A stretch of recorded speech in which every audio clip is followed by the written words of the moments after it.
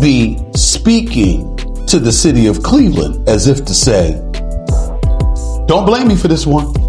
That is the man that gave Deshaun Watson guaranteed $230 million, which right now is going down as arguably the worst trade in NFL. I don't either. Like, what kind of long jump Carl Lewis leap are we making here?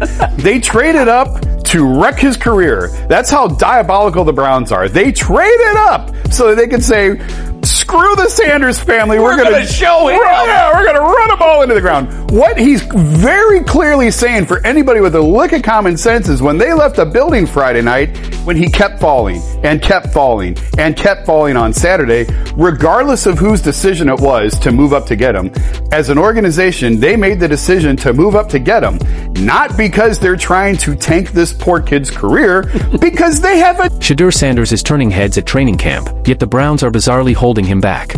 How does that make sense when he's clearly the best quarterback they've had in years?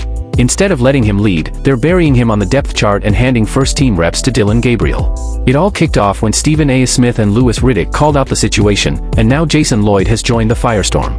The pressure is mounting. Why is Shedeur Sanders, loaded with talent, rotting on the bench? Are the Browns setting themselves up for a massive mistake? This whole situation smells like something deeper, and we're diving straight into the drama. Snaps in this preseason, and let's see what he can do. But the idea that they're trying to sabotage him is so stupid that I just can't even, I'm just done. I can't even wrap my head around it. And to try and to manipulate what he said into some idea that he didn't want, or that they didn't want. Jason Lloyd didn't hold back, blasting the Browns front office for what he claims is a blatant attempt to sabotage Shedeur Sanders' development. He directly targeted team owner Jimmy Haslam, demanding answers for why Haslam seems to be blocking a young quarterback who's clearly trying to lift the team.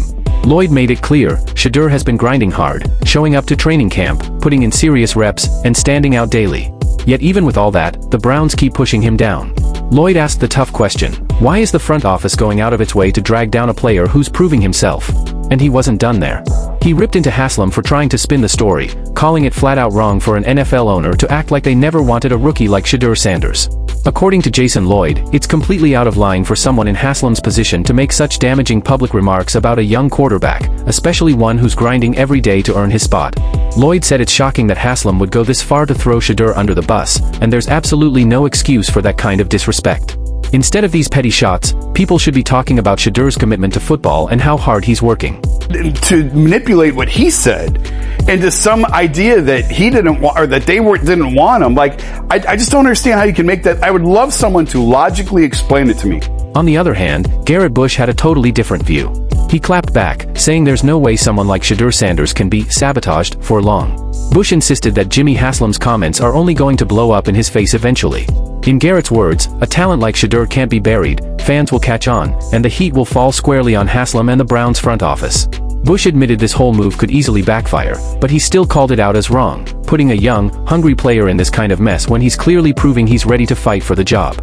Stephen A. Smith didn't pull any punches either. He went off on Cleveland Browns owner Jimmy Haslam, tearing into him over his recent comments about Shedeur Sanders. Stephen went full force, flat out calling Haslam a coward for what he said. He blasted him, saying it was a pathetic and obvious move to dodge responsibility. According to Stephen, this wasn't about Haslam being honest, it was a weak, desperate attempt to cover up his own failures, especially his decision not to draft Shedeur in the first place. Stephen made it clear that Haslam's behavior was nothing more than an ego-saving stunt, and it was an all-time embarrassing moment. Could be speaking to the city of Cleveland as if to say, don't blame me for this one. That is the man that gave Deshaun Watson guaranteed $230 million, which right now is going down as arguably the worst trade in NFL. Stephen was crystal clear. This wasn't some innocent mistake.